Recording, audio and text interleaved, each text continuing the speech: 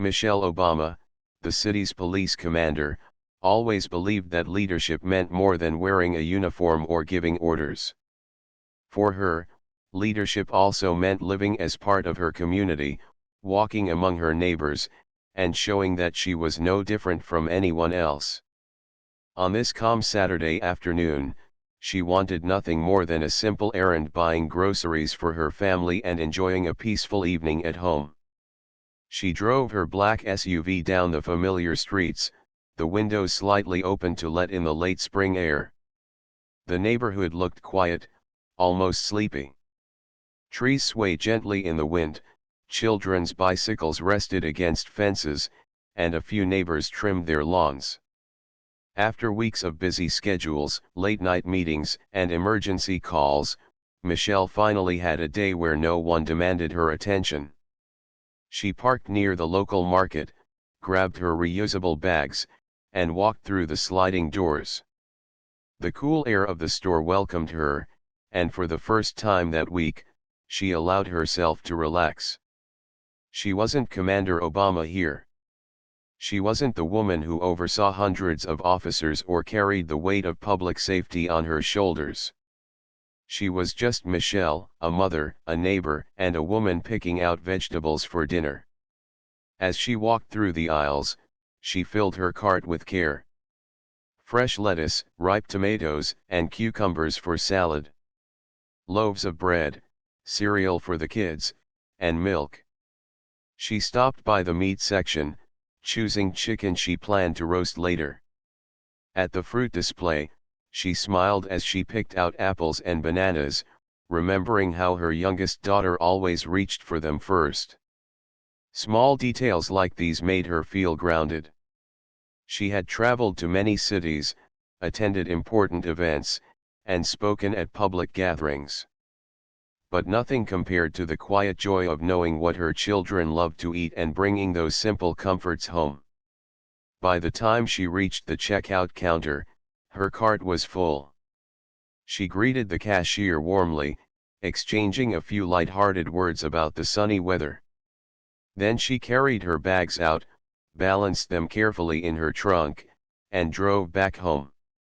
Her house was only 10 minutes away, located in a suburban neighborhood where everyone was supposed to know each other. The streets were lined with similar houses, each with a small front yard and driveway. It was a place meant to feel safe, comfortable, and welcoming. But not everyone in the neighborhood carried the same heart. Michelle pulled into her driveway, humming softly as she turned off the engine. She stepped out, opened her trunk, and began lifting the grocery bags. They were a little heavy, but she didn't mind. There was a certain satisfaction in carrying the fruits of her effort inside. As she balanced 2 bags in her arms, she heard footsteps approaching. At first, she thought it might be a friendly neighbor coming to say hello, but the tone of the voice that followed made her stop in her tracks. "Hey, you. What are you doing here?" Michelle turned and saw Donald walking toward her. He was in his late 20s, tall, with a scowl permanently carved on his face. Most of the neighborhood knew Donald for his arrogance and sharp tongue. He often lingered on porches, muttering about people who didn't fit his idea of what the neighborhood should look like. Michelle had always kept her distance from him, choosing not to let his comments bother her. But today, his tone carried more than just rudeness. "These are my groceries," Michelle replied calmly, continuing to carry the bags toward her front door. Donald moved closer, his eyes fixed on the trunk filled with food. "You should share them. My family needs them more than you do." Michelle blinked, unsure if he was serious. "Donald, everyone buys their own groceries. These are for my family. If your family needs something, the store is just down the street." But Donald shook his head stubbornly. "No. You don't understand. People like you should be grateful just to live here. You shouldn't act like you own more than you deserve." The words stung, not because Michelle doubted her place in the neighborhood, but because of the sheer unfairness in his tone. She had worked her whole life to build respect, not just through her position as police commander, but as a mother and a neighbor who gave back to her community. And yet, in Donald's eyes, all of that seemed invisible. Still, she didn't raise her voice. She placed the bags gently on the porch step, turned back toward her car, and spoke firmly.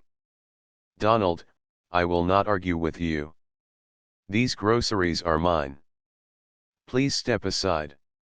Before he could respond, another voice cut through the air. "Donald, what's going on here?" Karen, his mother, walked briskly across the yard. Known as the head of the homeowners association, Karen often carried herself like she owned the entire neighborhood. She was strict about lawns being trimmed, mailboxes painted, and cars parked exactly where she thought they should be. Her neighbors tolerated her rules, even when they felt excessive, because confronting her often led to endless arguments. Now, she stood with her arms crossed, looking directly at Michelle with suspicion. "Is there a problem here?" Donald gestured toward the trunk. "Yeah, Mom. She's refusing to share. Look at all those groceries. We asked her nicely, and she said no." Karen's eyes narrowed. "Michelle, you know, this neighborhood is about community. We all look out for each other. If my son needs something, the polite thing would be to help." Michelle straightened, holding her ground. "Karen, helping is one thing. Demanding is another. These are groceries I purchased for my family. I'm not refusing kindness. I'm refusing disrespect." But Karen didn't back down. Her voice rose, sharp enough for nearby neighbors to peek through their windows. "Disrespect? You're the one disrespecting us. This is not how our neighborhood works. You think you can just do whatever you want?" Michelle felt a wave of sadness rather than anger. She had always tried to be part of this community, to contribute in ways big and small. Yet here she was, being treated like a stranger in her own driveway. Donald crossed his arms, smirking, as if confident his mother's authority would win the argument. Karen stepped closer, her voice louder now. "If you won't cooperate, I'll call the police. Let them handle this." Michelle looked at her steadily, her calm gaze unwavering. Inside, she wanted to sigh at the irony. The head of the police department, being threatened with the police by her own neighbor. But instead of revealing her position, she kept her composure. "Karen, you can call whoever you like. I've done nothing wrong. I'm simply carrying groceries into my home." Karen pulled out her phone with dramatic flair, her fingers already dialing. Donald's smirk widened. The neighborhood, once quiet, now hummed with tension as curtains shifted and doors cracked open. People were watching. Michelle stood silently, her hands resting lightly on the grocery bags. She wasn't afraid. She wasn't angry. She was simply disappointed. This wasn't how neighbors should treat each other. And though she hadn't spoken a word of her title yet, she knew the truth would reveal itself soon enough. The neighborhood had never been so quiet. The soft sound of birds and the rustle of leaves seemed almost muted, replaced by the rising tension in the air. Curtains shifted as neighbors peeked through windows, unsure of what was unfolding but curious enough not to look away. Michelle stood near her porch steps, the grocery bags still resting at her feet. Her calm expression didn't match the drama that was brewing. She wasn't a stranger to conflict. Years of service had taught her patience and control. But standing here, in her own driveway, accused of something as simple as carrying groceries, felt like a heavy disappointment. "Karen, phone pressed to her ear, spoke in an urgent tone. "Yes, officers, please come quickly. There's someone causing trouble in our neighborhood. She won't leave, and she's threatening us." Michelle heard every word but didn't flinch. She knew exactly what Karen was doing. It was the same script used in too many situations, twisting an ordinary moment into something dangerous. Donald stood nearby with folded arms, wearing a smug smile, as if victory was already his. "They'll be here soon," he muttered loud enough for Michelle to hear. "Then you'll see what happens when you mess with us." Michelle didn't respond. She only bent down, lifted another grocery bag, and carried it into her kitchen. Her movements were steady, her silence more powerful than any argument. Minutes passed slowly. Neighbors stepped onto their porches, whispering to one another. Some shook their heads, already aware of Karen's habit of overreacting. Others stayed quiet, unsure of what to think. Tom Hanks, who lived 2 houses down, stood on his lawn with a gardening glove still on one hand. He had watched everything from the beginning. His kind face now carried worry. He admired Michelle for her calm, but he also knew Karen's influence in the neighborhood. Oprah Winfrey, who lived across the street, joined him. She whispered, "This doesn't feel right." Michelle didn't do anything wrong. Tom nodded. "I know. But let's wait. The truth has a way of coming out." Inside her house, Michelle placed the groceries neatly on the counter, then walked back outside. She refused to hide.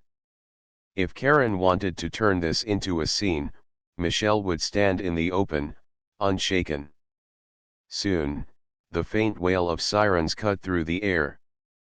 Children paused their games, pets barked, and the neighbors leaned closer to their windows. The flashing lights grew brighter until 2 police cars turned onto the street and rolled slowly toward Michelle's house. The arrival of the officers, Karen waved her arms as if directing traffic. "Over here. Officers, over here." The cars stopped, and 2 uniformed officers stepped out. Both were young but professional, their faces serious as they approached. "She's right there," Karen said quickly, pointing at Michelle. "That woman doesn't live here. She came into our neighborhood, started harassing us, and refused to leave. My son asked her politely to share her groceries, but she threatened him instead." Donald chimed in, his voice full of false innocence. "Yeah, officers, she was aggressive. We didn't feel safe." The officers exchanged glances, then turned toward Michelle. She stood calmly on her porch, her hands folded in front of her. "Ma'am," one officer began cautiously, "can we ask what's going on here?" Michelle gave a small nod. "Of course. I live here. These are my groceries. I was carrying them inside when Donald approached me, demanding I give them to him. His mother, Karen, then decided to call you and exaggerate the situation." The officer raised his brows slightly. Her tone was measured, her words clear. She wasn't defensive, she was simply stating facts. Karen scoffed. "Don't listen to her. She's making that up. She doesn't belong here. Look at her. She's just trying to talk her way out of trouble." The younger officer glanced back at Karen, then at Michelle again. Something in his expression shifted, recognition flickered, though he didn't speak it yet. The second officer stepped forward. "Ma'am, do you have any proof that you live here? An ID, perhaps?" Michelle tilted her head slightly. She knew she could end this in an instant by showing her badge, but she also wanted the lesson to unfold naturally. Sometimes, patience revealed more truth than quick authority. I can certainly provide proof, she said softly, but before I do, may I ask why was the assumption made that I don't live here? The question landed heavy in the air. The officer hesitated, realizing the unfairness hidden in Karen's words. But before he could respond, Karen interrupted loudly. Stop stalling. Officers, she's dangerous. Just remove her. That's your job. Michelle remained silent. She had learned long ago that dignity was often louder than shouting. Donald smirked again, whispering to his mother, they'll take her away. Watch. But the neighbors weren't blind anymore. Tom stepped closer, calling out, she does live here. I've seen her for years. She's our neighbor. Why are you lying, Karen? Oprah joined him, her voice steady. Yes, I've shared dinners with her family. She's no stranger. If anyone's causing trouble, it's not Michelle. The officers now had more reason to pause. They looked back at Karen, who seemed shocked that others were speaking against her. You people don't understand, Karen snapped. I'm the HOA president. I know who belongs here. Michelle finally exhaled slowly and spoke again, her voice calm but firm. Authority doesn't come from titles, Karen. Authority comes from truth. And the truth is simple, I live here. I belong here. And I've done nothing wrong. The subtle reveal the officers were now certain she was telling the truth. But there was still a level of unease they hadn't yet realized who she was. Michelle decided it was time to make the first gentle reveal. She reached into her pocket, not with sudden movements but with calm assurance, and pulled out her wallet. She opened it, showing her driver's license first. The address clearly matched the house behind her. This is my home, she said, her tone respectful. I have lived here for many years. You'll see my name on the property records as well. The officers nodded, confirming her information. The younger one gave a polite smile. Thank you, ma'am. That's more than enough. Karen, however, was relentless. Don't be fooled. She's tricking you. She has some fake ID. Why can't you see that? At this point, several more neighbors stepped outside. A small crowd had gathered, and whispers spread quickly. Some were shaking their heads in disbelief at Karen's behavior. Michelle took a step closer to the officers, her calm eyes meeting theirs. She spoke in a tone only they could fully understand. You should also know I serve as the police commander in the city. I'm currently off duty, but I think you understand now why this false report is concerning. The officers froze for a moment, their eyes widening. Recognition fully clicked. Commander Obama, one officer asked softly, almost in disbelief. Michelle gave a single nod. The silence that followed was heavier than any shouting match. Donald's smirk vanished instantly. Karen's face turned pale, her phone still clutched in her hand but now useless. The neighbors gasped, and the crowd murmured louder. The truth had finally stepped into the light. The younger officer straightened his posture, respect clear in his voice. Commander, we're very sorry for the trouble. We'll file a report about this call. Karen tried to recover, waving her hands wildly. I didn't know. If I had known. Michelle lifted her hand gently, stopping her words. Karen, the issue is not about whether you knew my title. The issue is that you assumed the worst about me, your own neighbor, without a reason. You used the police as a weapon against someone carrying groceries in her driveway. Her voice wasn't harsh. It was steady, filled with a quiet disappointment that cut deeper than anger. The neighbors began murmuring in agreement. Tom shook his head. She's right. This has gone too far. Oprah added, we've all seen this behavior before, Karen. But today, you crossed the line. Donald looked down at his shoes, his earlier arrogance gone. Karen opened her mouth as if to argue again, but no words came out.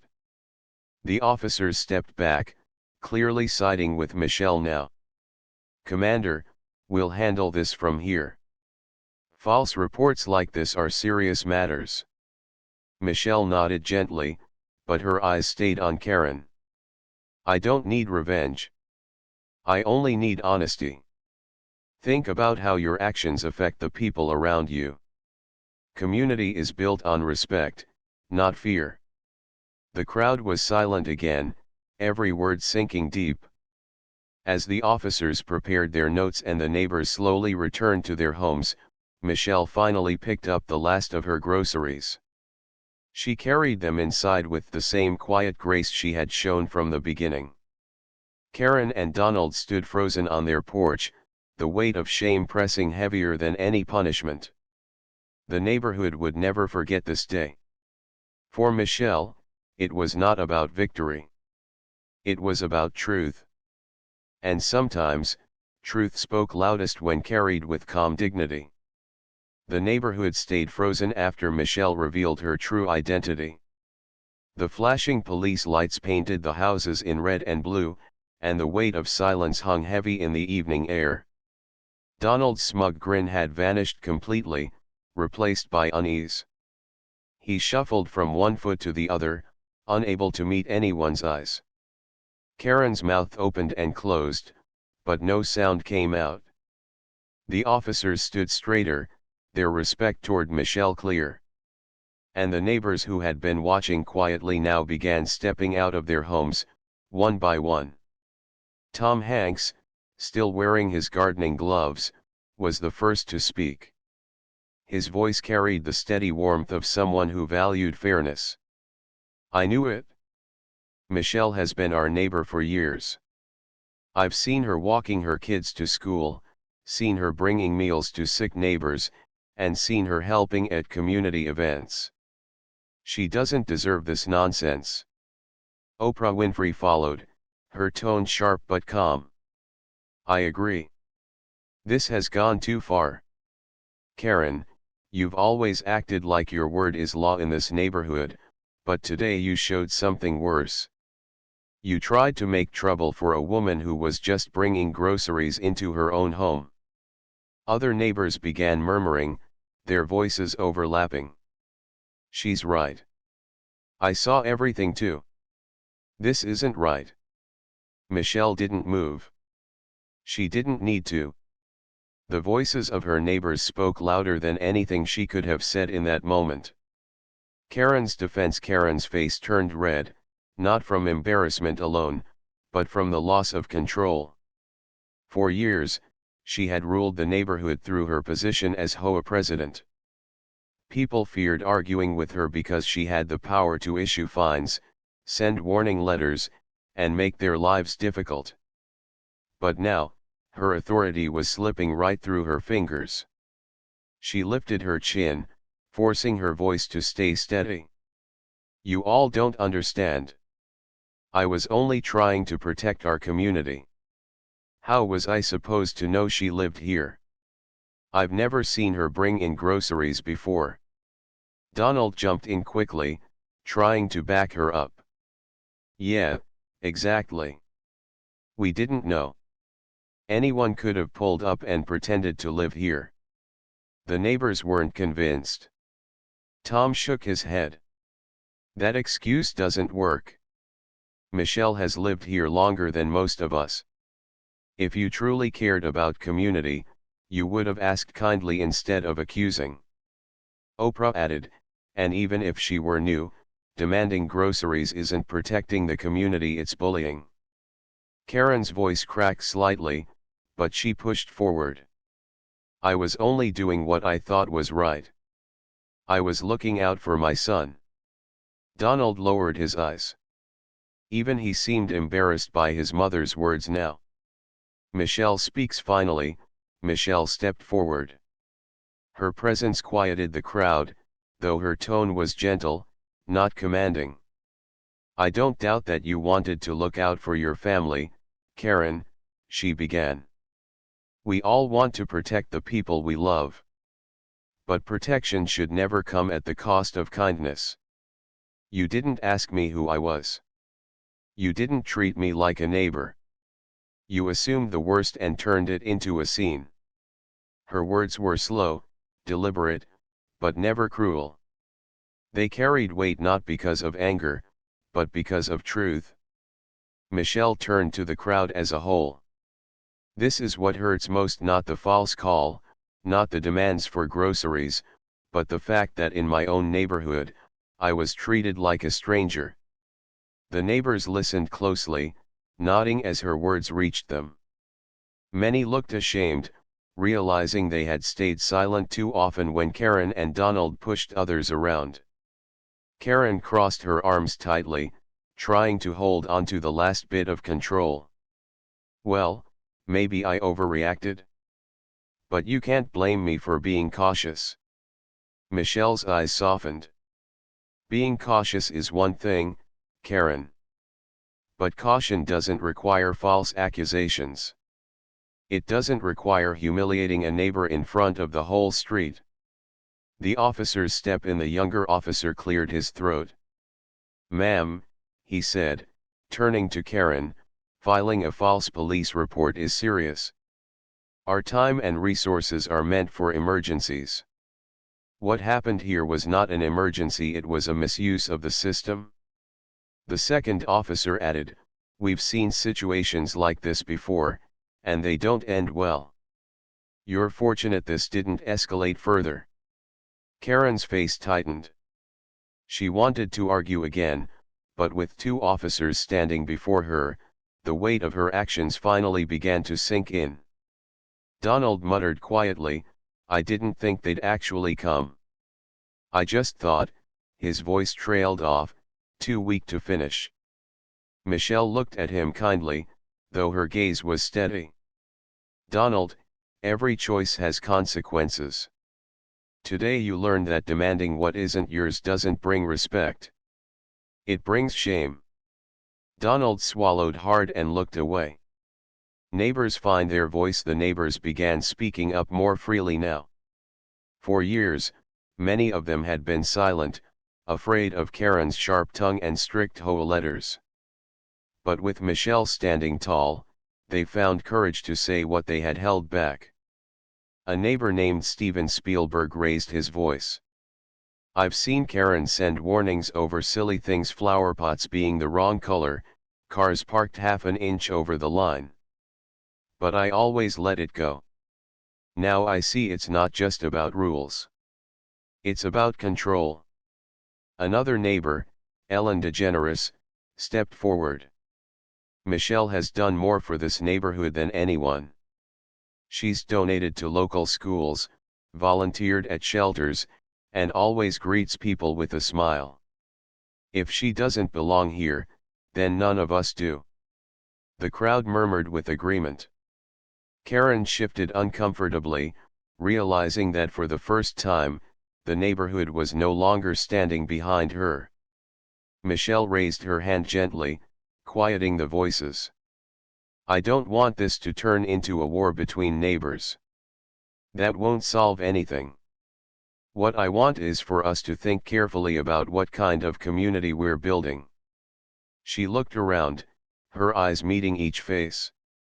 A community isn't just about houses and fences. It's about trust. It's about knowing that when you see your neighbor, you see someone worthy of respect, not suspicion. If we lose that, then we lose the heart of this place. Her words landed deeply. Even those who had been hesitant to speak nodded slowly, realizing she was right. Michelle then turned to Karen directly. I don't hate you for what you did. But I want you to see how dangerous it was. One phone call can change someone's life. I've seen people hurt because of false calls like this. Today, It could have gone differently, but I won't let this neighborhood turn into a place where fear rules over respect. Karen's eyes dropped. For the first time that evening, her voice was quiet. I didn't think of it that way. Michelle nodded softly. Then think about it now. And let this be the last time. The officers finished their notes and prepared to leave. The neighbors, though still buzzing with conversation, began returning to their homes, carrying with them the weight of what they had witnessed. Donald and Karen stood together, smaller now than they had ever seemed. Pride still clung to them, but shame was written across their faces. Michelle carried the last of her groceries inside, her movements steady, her spirit unbroken. She had faced storms far greater than this, but today's storm had revealed something important: that truth, when spoken with calm strength, had the power to change even the hardest of hearts. And though Karen and Donald had not fully admitted their mistakes, the cracks in their armor had begun to show. The neighborhood would never look at them or at Michelle the same way again. The sun rose softly over the neighborhood, washing the streets in a pale orange glow. Birds hopped from tree to tree, singing as if nothing in the world was wrong. But inside the community, tension was as heavy as a storm cloud waiting to break. Michael, the police commander, had spent most of the night preparing his report for the homeowners association meeting. He wasn't worried about the facts, they were simple enough. But he knew people, and he knew that emotions could often outweigh truth. He wanted to make sure his words would be calm, steady, and fair. He poured himself a cup of coffee, sat at the kitchen table, and glanced at his daughter Emily. She was busy finishing a drawing for school. He smiled softly. Emily's quiet strength gave him courage. "Are you nervous, Dad?" she asked without looking up from her crayons. "Not nervous," Michael said with a small laugh. "Just careful. Today I want people to listen. Really listen." Emily gave him a determined nod. "You'll do good. You always do." Her confidence filled his heart.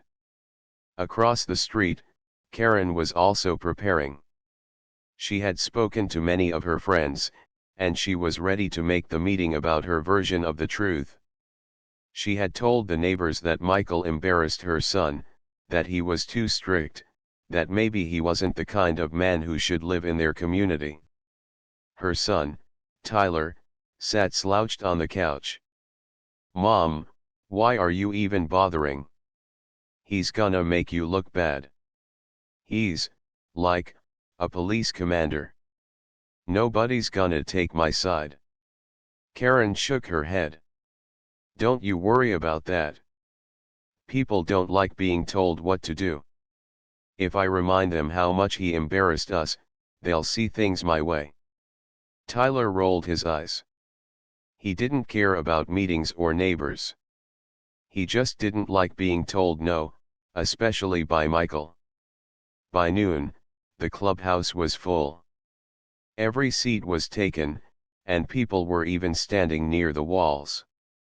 The air buzzed with low conversations, curious whispers, and the scrape of chairs. Everyone knew something was about to happen. Michael walked in wearing a simple blue shirt and slacks. He didn't wear his uniform today. He wanted the neighbors to see him as a man, not just as a commander. Karen was already sitting at the front, her chin lifted high, her folder stuffed with papers. She gave Michael a quick glance, sharp and cold. The HOA president, a woman named Linda, tapped the microphone. "Good afternoon, everyone. Thank you for joining us today. We know this meeting is important, so let's stay calm and respectful." Some heads nodded. Others stayed still. Linda continued. "We're here to discuss a conflict that happened last week between Michael and Karen's family. Each side will share their perspective, and then we'll open the floor for comments. She looked toward Michael. Commander, would you like to start? Michael stood slowly. His height gave him presence, but his calm voice carried the real weight. Thank you, Linda, he said.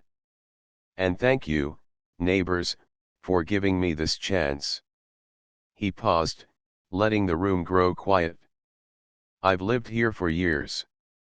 I've shared meals, waved during walks, and celebrated holidays with many of you. I never wanted conflict. But last week, I was placed in a difficult situation. He explained the story clearly. How Tyler had demanded groceries from him in the store parking lot. How Karen had reacted by calling the police. How, when the officers arrived, they realized he was their commander. I didn't want to embarrass anyone, Michael said, looking around the room. But I also couldn't ignore the truth. I spoke firmly because I had to. I believe every person here deserves to be treated with fairness. That includes me. That includes my daughter. That includes even Karen and her family. Some neighbors nodded slowly. His voice carried no anger, only steady conviction. Michael then added, "This isn't about pride. This is about respect. And respect is what keeps a community safe and whole." He sat down. Linda then turned to Karen. "Would you like to share your side?" Karen stood quickly, papers trembling in her hands. "Yes. Thank you." Her voice was sharp. "Michael made my son feel small. He embarrassed us in front of people at the store. He acted like we were criminals when we're his neighbors. I understand he's a police commander, but this is our home, not his police station. He doesn't get to tell us what to do." Some murmurs rose from the crowd. A few nodded, but many looked uneasy. Karen went on, "And another thing, do we really want someone who uses his badge to humiliate people living here? I mean, who's next? What if he decides any of us are a problem? This isn't right." She finished her speech with a quick slam of her papers onto the table. The room grew tense. Eyes moved between Michael and Karen, between calmness and fire. Then, an older man named Robert raised his hand. He had been in the neighborhood for decades. "May I say something?" he asked. Linda nodded. Robert stood slowly. "I've known Michael for years. He has always been respectful, always ready to help. When my wife slipped on the sidewalk, he was the first one there to check on her. I don't believe he embarrassed anyone on purpose. I believe he spoke up because it was right." Others began to murmur again, this time with more agreement. Then Sarah, a young mother, stood. "I saw the incident at the store. Karen, your son was loud. He told Michael to hand over his groceries like he owned them. It wasn't fair.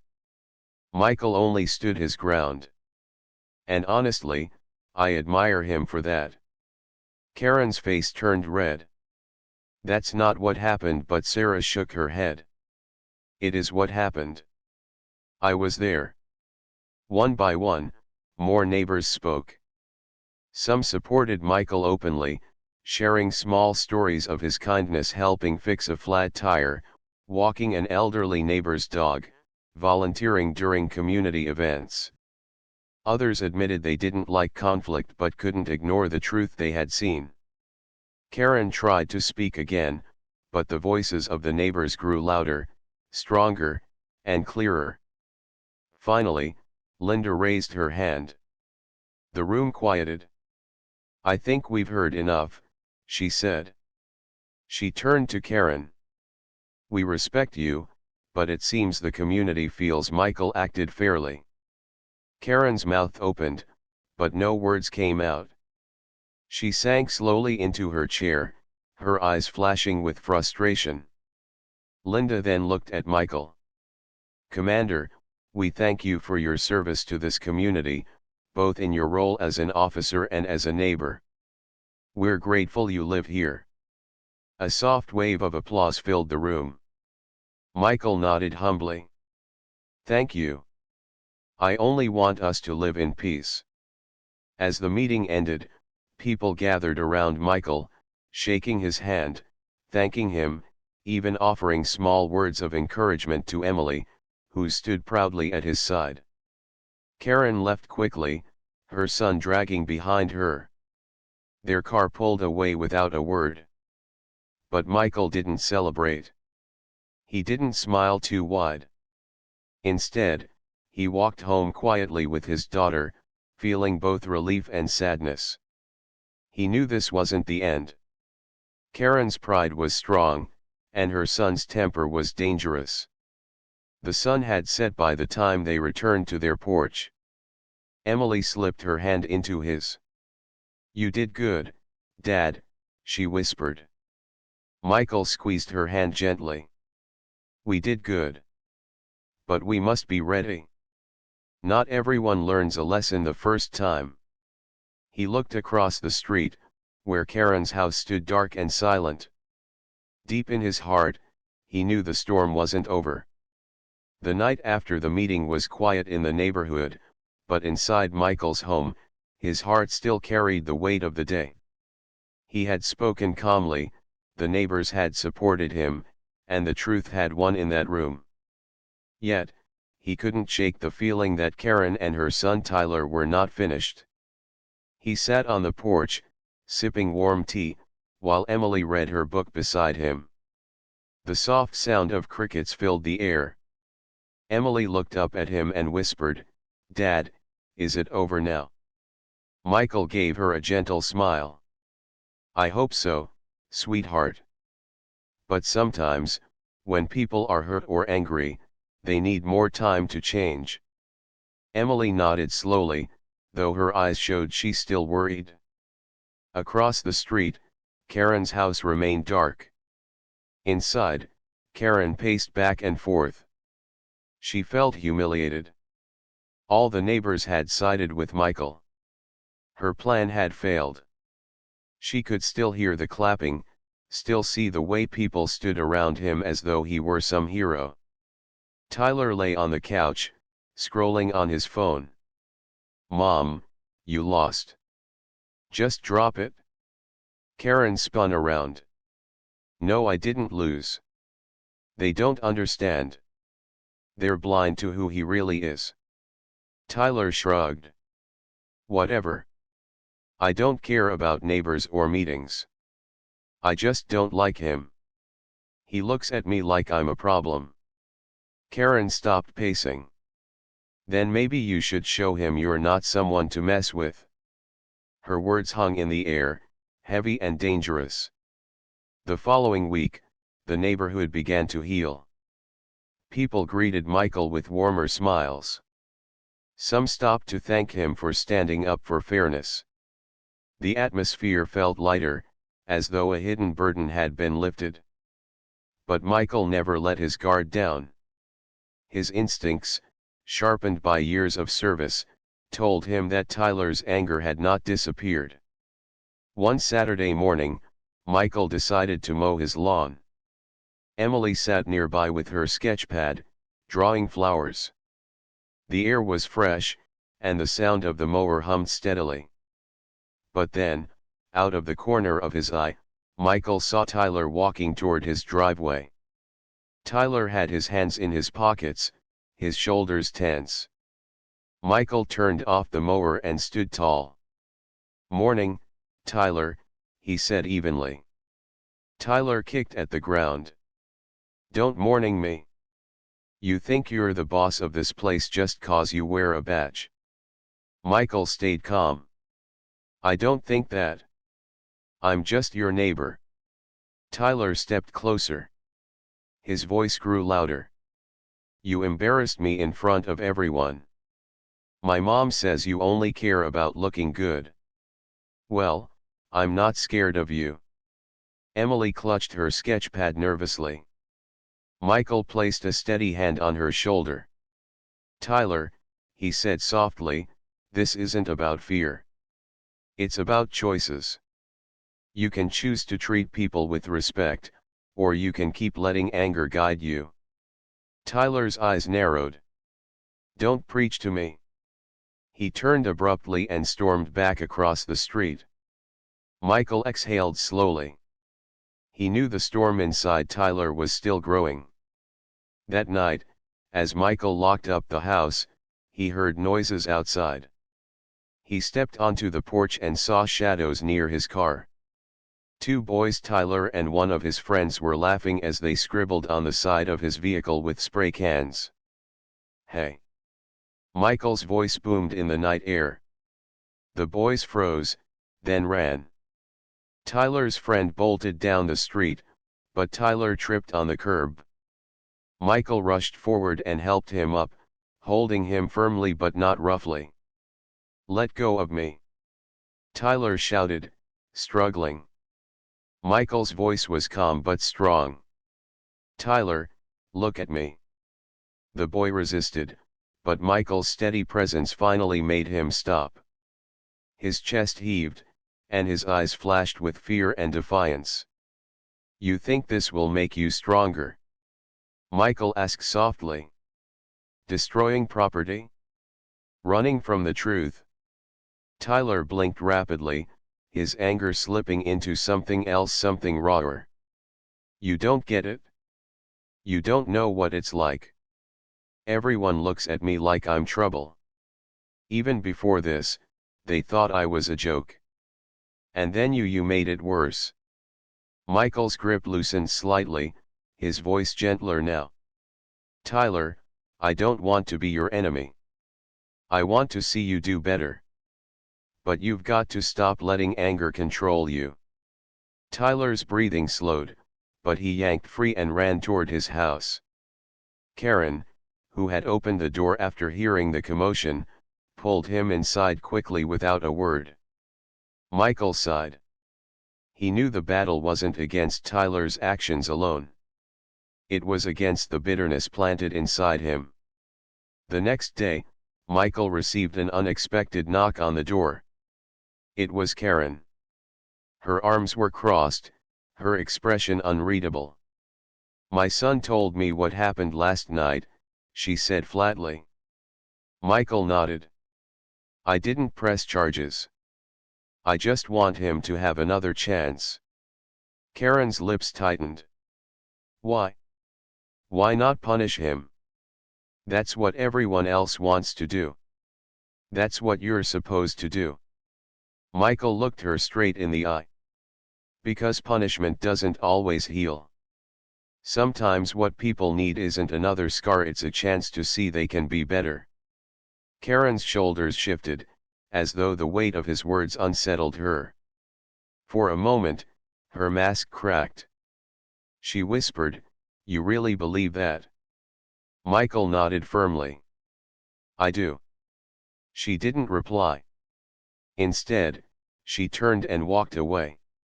Days passed, and the neighborhood slowly settled again. Tyler kept to himself, quieter now.